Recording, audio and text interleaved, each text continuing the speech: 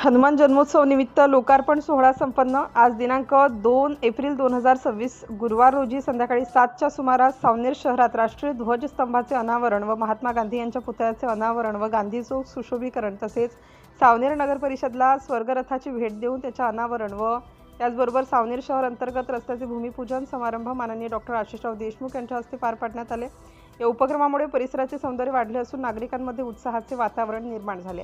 कार्यक्रमाला भारतीय जनता पक्षाचे स्थानिक मान्यवर पदाधिकारी तसेच नागरिकांची मोठ्या संख्येने उपस्थिती होती। यावेळी राष्ट्रध्वजाला मानवंदना देण्यात आली आणि देशभक्तीपर वातावरणात कार्यक्रम पार पडला। चौकाच्या सुशोभीकरणामध्ये आकर्षक लाइटिंग, स्वच्छता व्यवस्था आणि सजावटीची कामे करण्यात आली असून यामुळे शहराच्या विकासाला नवी दिशा मिळणार असल्याचे मत उपस्थितांनी व्यक्त केले। सिटी इंडिया न्यूजसाठी प्रतिनिधी अनुप पठाणे, सावनेर।